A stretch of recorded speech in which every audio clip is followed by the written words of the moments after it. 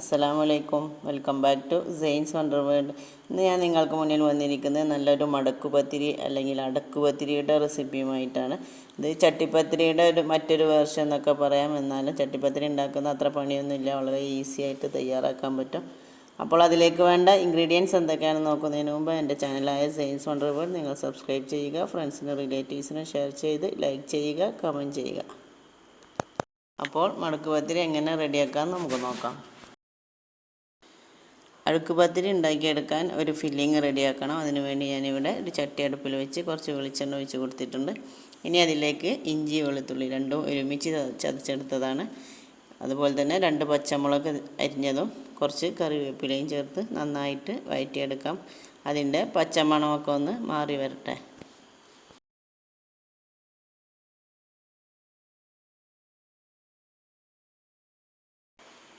അപ്പോൾ ഇത് നന്നായിട്ട് പാകമായി വന്നിട്ടുണ്ട്. ഇനി അതിലേക്ക് 2 സവാള കൊത്തി അരിഞ്ഞത് ചേർത്ത് കൊടുക്കാം.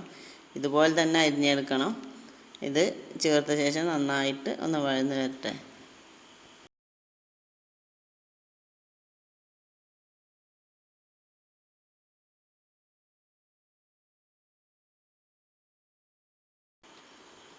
ഇപ്പോൾ ഉള്ളിയൊക്കെ നന്നായിട്ട് വഴന്ന് വന്നിട്ടുണ്ട്. ഇനി ഇതിലേക്ക് നമുക്ക് ആവശ്യത്തിനുള്ള മസാലകളൊക്കെ ചേർത്ത് കൊടുക്കാം. 1/2 ടീസ്പൂൺ മഞ്ഞൾപ്പൊടി, 1/2 ടീസ്പൂൺ മുളക് പൊടി, 1/2 ടീസ്പൂൺ മല്ലിപ്പൊടി, 1/4 ടീസ്പൂൺ ഗരം മസാല എന്നിവ ചേർത്ത് നന്നായിട്ട് അതിൻ്റെ പച്ചമണക്കൊന്ന് മാറ്റിയെടുക്കാം. ഇതിലേക്ക് നിങ്ങൾക്ക് വേണമെങ്കിൽ കുരുമുളക് ചേർത്ത് കൊടുക്കാം. പക്ഷേ ഞാൻ ചേർത്തിട്ടില്ല, കാരണം ഞാൻ ചിക്കൻ വേവിച്ചെടുക്കുമ്പോൾ കുരുമുളകും മഞ്ഞൾപ്പൊടിയും ഉപ്പും ചേർത്തിട്ടാണ് വേവിച്ചത്. ഇനി മസാലയിലേക്കും കുരുമുളകിൻ്റെ ടേസ്റ്റ് ആവശ്യമുണ്ടെങ്കിൽ നിങ്ങൾക്ക് ചേർത്ത് കൊടുക്കാം. ഇനി ഇതൊന്ന് നന്നായിട്ട് ഇതിൻ്റെ പച്ചമണം മാറി വരുന്നത് വരെ ഒന്ന് വഴറ്റിയെടുക്കാം. ശേഷം നമുക്ക് നമ്മൾ മിക്സ് ചെയ്ത് വെച്ചിരിക്കുന്ന ചിക്കൻ ചേർത്ത് നന്നായിട്ട് മിക്സ് ചെയ്തെടുക്കാം.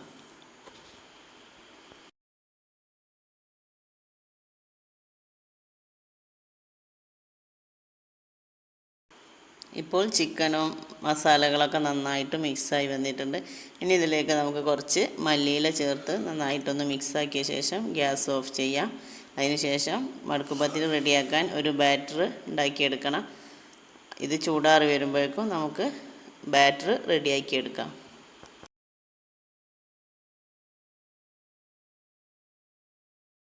ബാറ്റർ തയ്യാറാക്കാൻ വേണ്ടി ഒരു കപ്പ് മൈദ ഒരു മിക്സിയുടെ ജാറിലേക്ക് ഇട്ട് കൊടുക്കാം.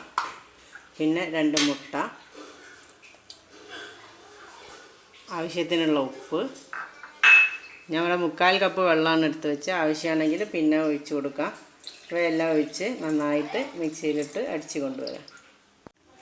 അപ്പോൾ ഞാനിത് നന്നായിട്ട് മിക്സിയിലിട്ട് അടിച്ച് കൊണ്ടുവന്നിട്ടുണ്ട്. ഒരു ദോശ ബാറ്ററിൻ്റെ കൺസിസ്റ്റൻസിയാണ് വേണ്ടത്.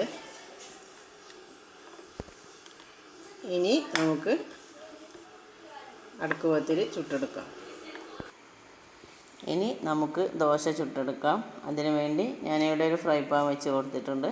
അതിലേക്ക് ആവശ്യത്തിനുള്ള നെയ്യോ എണ്ണയോ തടവി കൊടുക്കാം. ഞാൻ നെയ്യാണ് എടുത്തത്, നിങ്ങളുടെ ഇഷ്ടത്തിനനുസരിച്ച് നിങ്ങൾക്ക് ഉപയോഗിക്കാം. ഇനി ഇതിലേക്ക് ഓരോ കയ്യിൽ ബാറ്റർ ഒഴിച്ച് കൊടുത്ത് ദോശ ചുട്ടെടുക്കാം. ഇനി തയ്യാറാക്കി വെച്ചിരിക്കുന്ന ബാറ്ററിൽ നിന്നും ഓരോ കയ്യിലൊഴിച്ച് നമുക്ക് ദോശ പോലെ ഉണ്ടാക്കിയെടുക്കാം. ഒന്ന് ചുറ്റിച്ച് കൊടുക്കാം.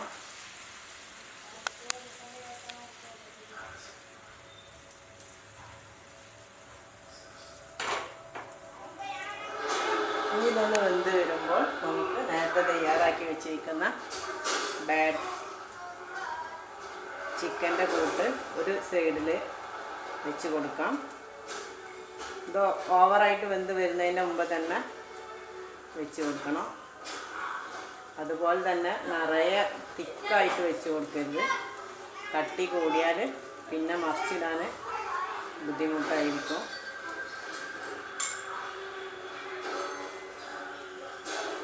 ഇതുപോലെ ഒരു ഭാഗത്തേക്കാക്കി ഇതുപോലെ വെച്ച് കൊടുക്കാം. എന്നിട്ട് ഈ ഭാഗത്ത് നിന്നും ദോശ മടക്കി വെക്കാം.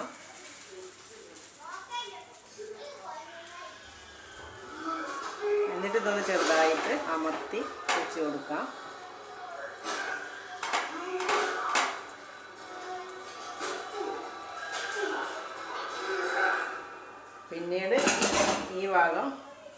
നെയ്യ് തടവിയ ശേഷം ബാറ്റർ വീണ്ടും ഒഴിച്ച് കൊടുക്കാം.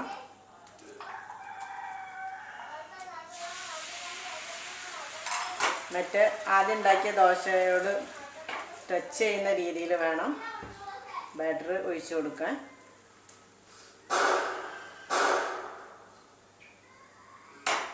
എന്നിട്ട് ഇതിലേക്ക് ഈ ഭാഗത്തേക്ക് വീണ്ടും ദോശയുടെ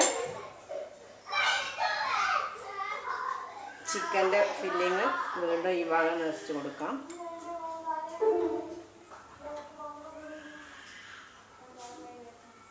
അങ്ങനെ നമ്മൾ തയ്യാറാക്കിയ ബാറ്റർ തീരുന്നത് വരെ ഇങ്ങനെ മുഴുവൻ ചെയ്തെടുക്കാം. ബാറ്ററും ഫില്ലിങ്ങും ഒക്കെ തീരുന്നത് വരെ അങ്ങോട്ടും ഇങ്ങോട്ടും മറിച്ചിട്ട് റെഡിയാക്കി എടുക്കാം. ഉണ്ടാക്കിയെടുക്കുമ്പോൾ ശ്രദ്ധിക്കേണ്ടത് ഓവർ കട്ടിയിൽ ഉണ്ടാക്കിയെടുക്കരുത്. അപ്പോൾ നമുക്ക് മറിച്ചിടാൻ ബുദ്ധിമുട്ടാവും. ചെറുതായിട്ട് ഫില്ല് ചെയ്ത് കൊടുത്താൽ മതി. ഇനി ഈ ഭാഗം തിരിച്ച് ഇങ്ങോട്ടേക്ക് മറിച്ചിട്ട് കൊടുക്കാം.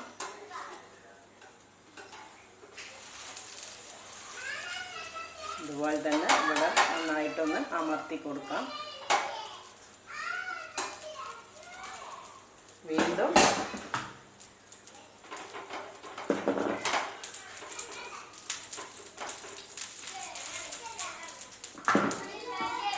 ഇതേ രീതിയിൽ ബാറ്ററി തീരുന്നത് വരെ നമുക്ക് ചെയ്തെടുക്കാം.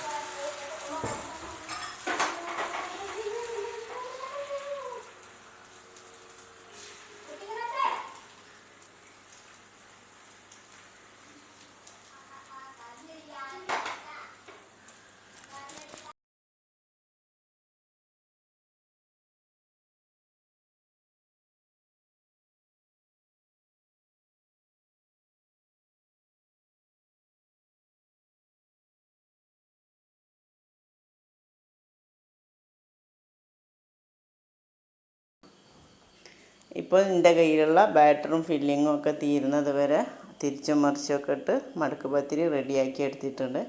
ഇനി കുറച്ച് മാവ് ബാക്കിയുണ്ട്. അത് ഇതുപോലെ ദോശയുടെ സൈഡ് ഭാഗങ്ങളിലൊക്കെ ഒഴിച്ച് കൊടുത്താൽ അവിടെ ഒട്ടിപ്പിടിക്കാത്ത ഭാഗങ്ങളുണ്ടെങ്കിൽ നന്നായിട്ട് ഒട്ടിപ്പിടിച്ച് അടുക്ക് പത്തിരി നല്ല ഷേപ്പായി കിട്ടും. അതിനുവേണ്ടി ഇതുപോലെ മാവ് ഒഴിച്ച് കൊടുത്ത് ഒരു ചട്ടുക ഉപയോഗിച്ച് നന്നായിട്ടൊന്ന് അമർത്തി കൊടുത്താൽ നല്ല വൃത്തിയായിട്ട് നല്ല ഷേപ്പിൽ കിട്ടും. അതിനുവേണ്ടി ഇതുപോലെ ചെയ്തെടുത്താൽ മതി. എന്നതിന് ശേഷം ഇതൊന്ന് മറിച്ചിട്ട് കൊടുക്കണം. ഈ ഭാഗം ഒന്ന് റെഡിയായി കിട്ടാൻ വേണ്ടിയിട്ട്. അഥവാ ഇനി മറിച്ചിട്ട് കൊടുക്കാൻ കഴിയുന്നില്ല എങ്കിൽ മറ്റൊരു പാത്രത്തിൽ കുറച്ച് എണ്ണ തടവിയ ശേഷം ഇത് ഡീമോൾഡ് ചെയ്തെടുത്താൽ മതി. എനിക്കും ഇതുപോലെ മറിച്ചിട്ട് കൊടുക്കാൻ കഴിയുന്നില്ല. അതുകൊണ്ട് ഞാനിത് ഡീമോൾഡ് ചെയ്തെടുക്കാൻ പോവാണ്. അതിനുവേണ്ടി മറ്റൊരു പാത്രം എടുത്ത് അതിലേക്ക് മറിച്ചിട്ട് കൊടുക്കാൻ പോവാണ്.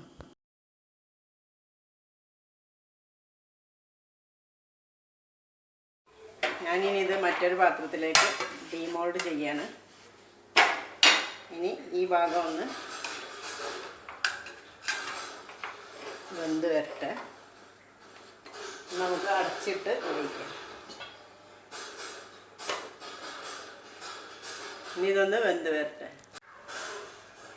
ഇപ്പോൾ നന്നായിട്ട് അടുപ്പത്തിൽ നല്ല രണ്ട് ഭാഗം വെന്ത് വന്നിട്ടുണ്ട്. ഇനി നമുക്ക് സെർവിങ് പ്ലേറ്റിലേക്ക് മാറ്റാം. അപ്പോൾ നല്ല അടിപൊളി അടുക്ക് പത്തിരി ഇവിടെ റെഡി ആയിട്ടുണ്ട്. ഇനി ഞാനിത് മുറിച്ചെടുത്ത് കാണിച്ചു തരാം. ഇങ്ങനെ ചെറിയ ചെറിയ പീസുകളായിട്ട് മുറിച്ചെടുക്കാം. ഇനി സ്പീഡിലാക്കിയാൽ മതി.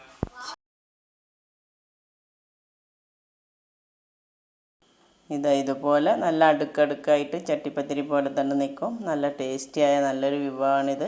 അപ്പോൾ നിങ്ങളെല്ലാവരും ട്രൈ ചെയ്ത് നോക്കണം. ട്രൈ ചെയ്ത് നോക്കി അഭിപ്രായം എന്നെ കമൻറ്റിലൂടെ അറിയിക്കുകയും വേണം. അപ്പോൾ പുതിയ പുതിയ വിഭവങ്ങളുമായി വീണ്ടും കാണുന്നത് വരെ അസ്സലാമു അലൈക്കും. Thanks for watching.